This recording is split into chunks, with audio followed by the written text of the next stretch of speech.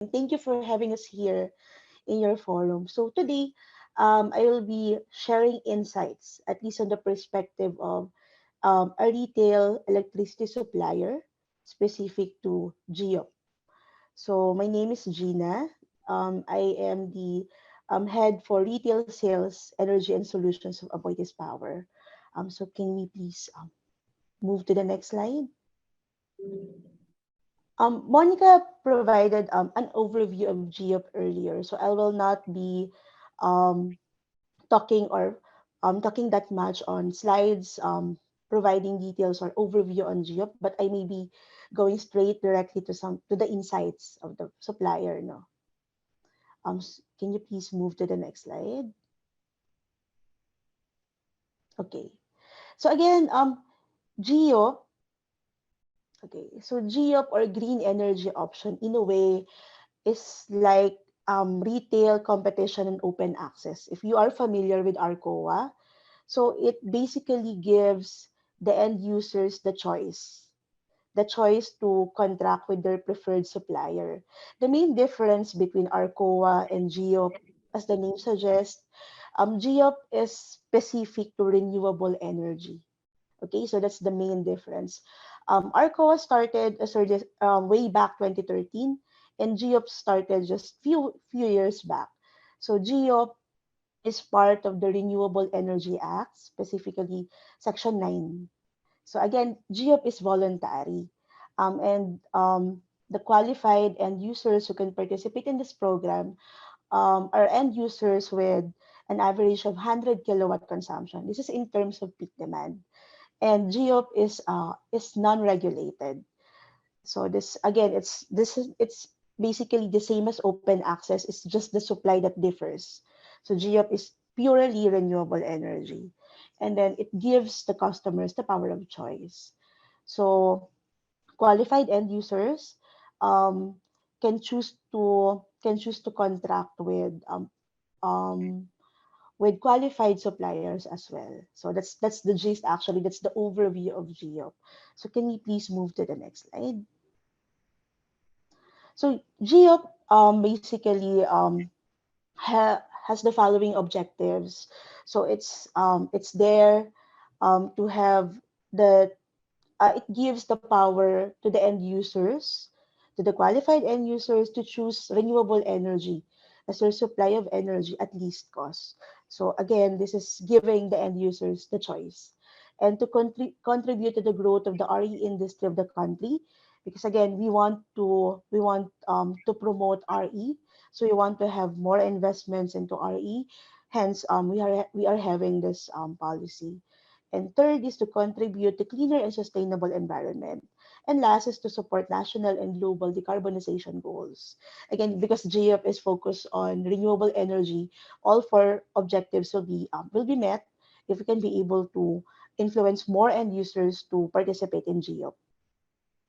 Next slide, please. Okay. So this is just a quick comparison of your current setup. I believe some of you may be part of the residential segment, others may be part of the commercial and industrial segment. So the diagram above shows the current setup with your distribution utility. If you are still under the captive market, meaning if you are not currently contracted with a certain supplier. So this is your current setup. Power flows or the physical delivery of power will always be from power plants to transmission lines.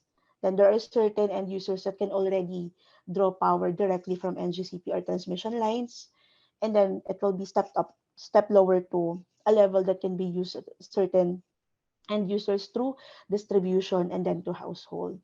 So currently, if you are not contracted with a supplier, the bill that you are receiving is from your utilities or cooperatives outside or cooperatives. So this is the current setup. Now, if you sign with a retail electricity, whether that is under open access or that is under GEOP, the flow of electricity will still be the same. So it's still power still flows from power plants to transmission lines to distribution lines and then to end user. But the main difference is more on the financial part of the business. So instead of getting your bill through your distribution utilities or your through electric cooperatives, you will now be billed by your chosen supplier at the agreed at the at the agreed terms. Because currently, again, if you are still under the captive market, your distribution utility is the one who buys power on your behalf. Because the captive market cannot be able to procure power on their own. So that's the current setup. But once you participate to open access, retail competition open access or GEOP, um, you will be able to negotiate.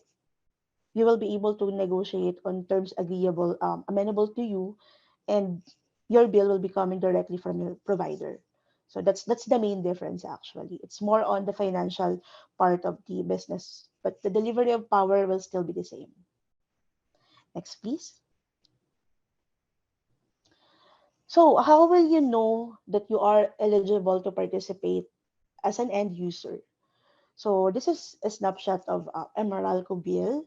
So if it is open access before, um, the qualified end users will be given certificates of contestability. So that's what we call qualified end users, contestable customers. But now, there will be a notice in the bill, at least speaking specifically to Meralco customers. So as you can see, there's a notice in your bill telling that you are now a qualified customer under open access. So you are qualified contestable customer, which currently is the threshold currently is at 500 kilowatt, or you are a qualified geo energy option end user if your peak demand is at least 100 kilowatt. So it's now easier, it's now more straightforward. You'll be able to see if you will qualify directly on your bills. So that's how it is right now.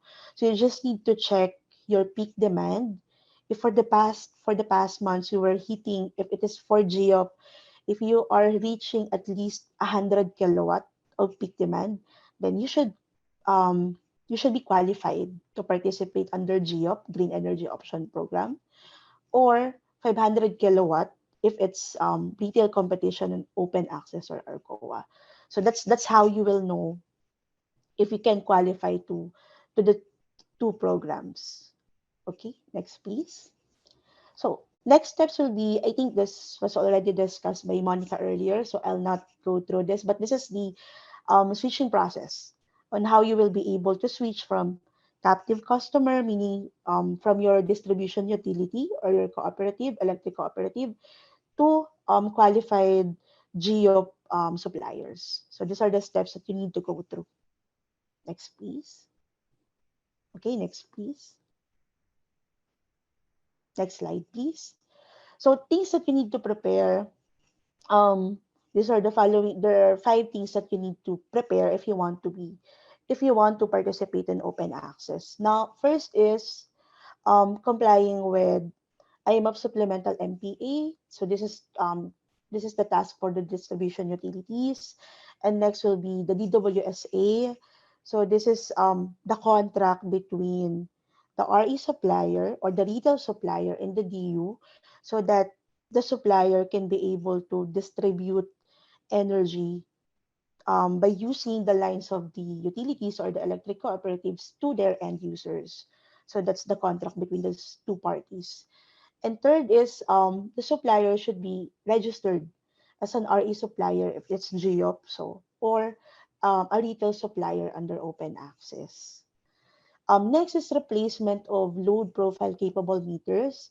So same with open access. So this is a requirement if you want to participate whether in GEOP or you want to participate in open access. The meter has to be ready. So it has to be it needs to be able to transmit data remotely. So this is a responsibility of the distribution utilities or the cooperatives. And then last is compliance to the switch requirements. So these are the things that you need to prepare for you to be able to participate whether open access or geo. Next, please. Okay. So for the first part of the presentation, I gave an overview on what GEOP is all about, what are the necessary steps for you to be able to participate in the program. Now, the last slide is more on to provide insights. Again, GEOP really, it's to um, it's to help promote renewable energy. So it's promoting renewable energy usage. So that's basically its goal, and promoting or giving the end users the choice. So to summarize, that can be the gist of geo policy. No? Now, for this last slide, I will be sharing some insights as a supplier. What are the challenges that we've encountered? So this is specifically speaking from our experience. So this may not be applicable to all suppliers, but this again specifically um, sharing from what we experience. So first is the readiness of all participants. So when I say all participants, this one includes suppliers, customers, distribution utilities, and cooperative in implementing GEOP. GEOP is quite new. So when it was first implemented, everybody was like, there were there were things that we just realized when we were already implementing GEOP. Like for example, the 90-day notice period, because it requires 90 days. So you need to notify. The first step is notifying the utility that you intend to switch or participate to open access. So this is not the case for, sorry, 90 days to participate to GEOP, which is different from the case of open access. So the overall gist might be the same, the overall process might be the same, but there are certain steps that differ between GEOP and open access. So there were confusions at first. Um, there were the documents when we were first reviewing it, there were correct questions asked, etc. But again, this I think this one applies naman for all the new policies that we are implementing. So this is not something that is unique to GEOP, but again, these are like the birth pains that everybody needs to go through whenever we implement new policies. And aside from the IRRs, the knowledge, the understanding of the policy, there is also that um, readiness in terms of infrastructure. This specifically applies to the cooperatives or the DUs because they need to change the meter. As mentioned, there is the need, load profile or smart meter is required for an end user to be able to participate, whether GEOP or open access. So some of the cooperatives are not ready. So this again adds up to the overall process or to the switch process. So that's I think that's one of the challenges that we've encountered in the early days or the early days of GEOP. Um, Switch process I briefly mentioned earlier na we are used to the ARCOA process. So as a supplier, we cannot in a way parang we're mirroring parang the way we understand the switch process. It's as if this one shall apply to Geo kasi this applies to Arcoa, etc. No? So that's also part of the challenge. And again, the notice period, the requirements, so it's something new to us, so everybody really adjusted. And then last, and I think this is the main challenge for GEOP, it's supply availability. So all renewable energy plants after RE, after the RE Act of 2008 are um, eligible to participate. But most of these plants are already contracted. At least the existing RE plants are already contracted. So whether that's with the regulated market, meaning electric cooperatives or the utilities, or through open access on the retail market. But most of the RE plants are contracted. Now, for us to be able to participate in GEO, again, there has to be that available pure RE supply. Um, and for us to be able to cater to consumption of end users 24/7, it means that the RE plant is also should also be available 24/7. So the RE plants that will qualify for that requirement are base load plants, hydro, geothermal, which are difficult to put up if we need to if we need to put up additional RE plants. The intermittent plants such as solar, wind are easier to put up, but if we will be using these plants under GEOP, we will not be able to comply with the pure RE supply because as the name suggests, these plants are intermittent, meaning there will really be times wherein the supply may not be available, and not all suppliers can be able to have RE as backup plans also.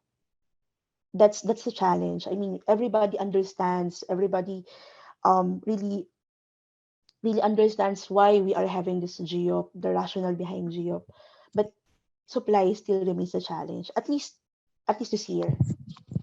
So that is something that we need to address. That's I think that's out of these three, that's the biggest challenge. Speaking as a supplier. So we really want to participate to GEOP. We want to